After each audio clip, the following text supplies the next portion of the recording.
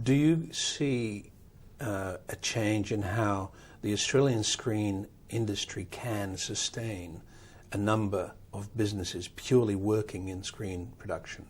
I think it's so difficult for an individual producer to survive because you're dependent on raising, as particularly a feature film producer, that you're dependent on raising that finance and getting paid from that budget. There is support from AFC and the state agencies for script development, but as I said, most of that goes to the writer and the script editor, and the producer's like third on that list. You can get money from the AFC for a general development investment, as we discussed, but that you have to actually repay some of it before you can apply for more. So you are dependent on getting that next project financed. And because we only make 24 films a year at the moment, there aren't that many films being made, and yet there are so many producers out there trying to get them financed.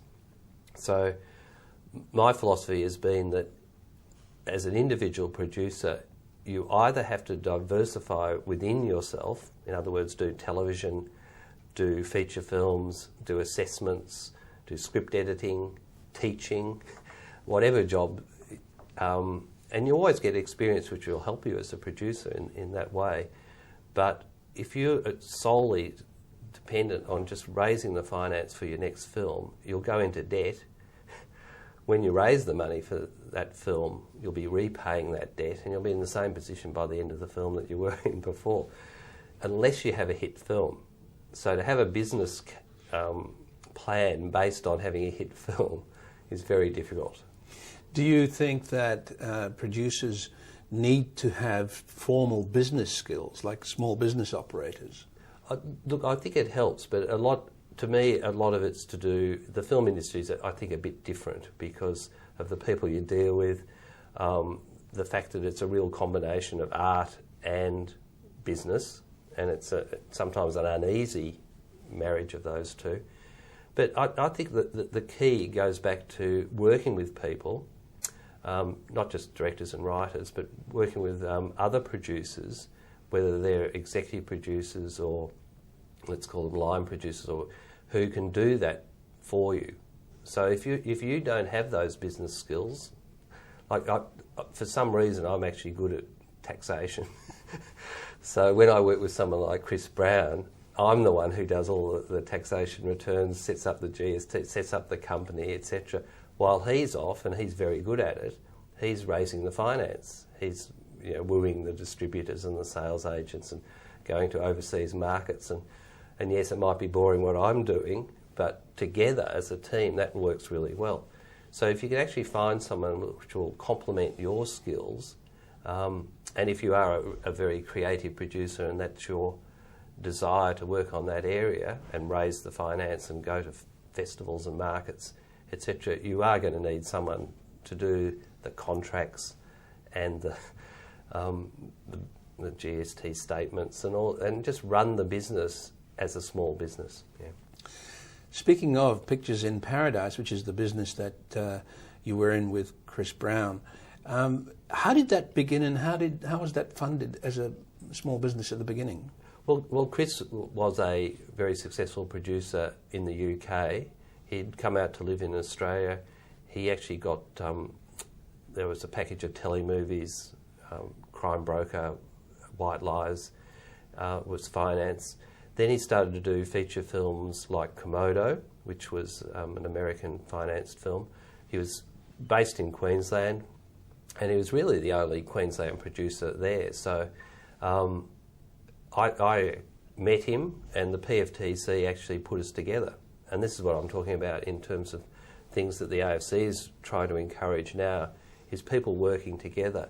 So Chris is amazingly talented in raising finance, in looking at a project and saying what's wrong with it, and but he, to be honest, he doesn't want to actually spend the time with the writer getting the script better. He just wants to read the next draft and and hope it's going to be better, and will tell the writer what's wrong with it, but not how to do it. So the PFTC decided it would be good to, because I'd read so many scripts and worked on so many projects as script editor, that we actually worked together. So they organised a scheme whereby they would actually finance Pictures in Paradise to read all the new scripts by new writers in Queensland, and then they would finance the development of those, including producer overheads. And that was a fabulous scheme because it led to 2 films, Blurred and Under the Radar, which were both new writers. So instead of the new writers applying to a state agency, the new writers were applying to us, which was and Pictures in Paradise, which was being financed by the state agency. And then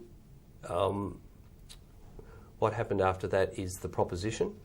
And during the proposition, we started to develop a business model which was that Chris would look after the big budget co-productions, like the proposition was a $20 million film co-production with the UK. And as a Queensland producer, he would then take those big overseas films where sometimes the finance was almost in place, and he would organise the Australian funding for it and be the Australian producer. Meanwhile, I would work on the lower budget, totally Australian films. We had a deal with Hammer Films at the time to do low budget horror films. Unfortunately, that didn't work out because Hammer got bought out by these investors who actually bought them out because they wanted the library, not new production. But I was still working with Chris Neist, who wrote Getting Square, and some other writers on developing the lower budget projects. So I thought that was a good business plan. Is one of us would actually be dealing with the big budget production services, the other the lower budget films which would be financed by either the AFC or the FFC. And how small or big was the infrastructure of Pictures in Paradise? Well, when we weren't in production, it was Chris and myself and an assistant. And even then, we at one stage couldn't afford the assistant. We were working on a boat, which was a paddle steamer at Hope Island. So it was a luxurious environment. It wasn't a big office, but it was a nice office. And during that period, when you're in development or when you're in the marketing stage of a particular project, it's very difficult because, as I said, you're either paying off your debts previously or you're trying to finance another film. And we could afford an assistant. We had Defra Messai there for a while, and then we had Pam Collis. But at a certain point, we just couldn't even afford one assistant, even on a part-time basis. And because with a small business, you're paying so many things like your tax statements, your ASIC statements, your GST, etc., plus your overheads like the office, the electricity, and you're making so many calls. Your phone bill's enormous. You're doing brochures, promotional brochures. So unless you've got the support from AFC, PFTC, and at some point that runs out, it's very difficult.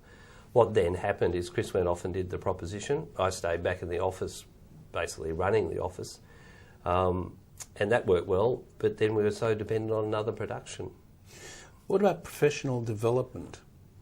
To what extent can producers take advantage of professional development? How does it help? For example, attending producers' conferences and the like, which also has a cost attached. Yeah.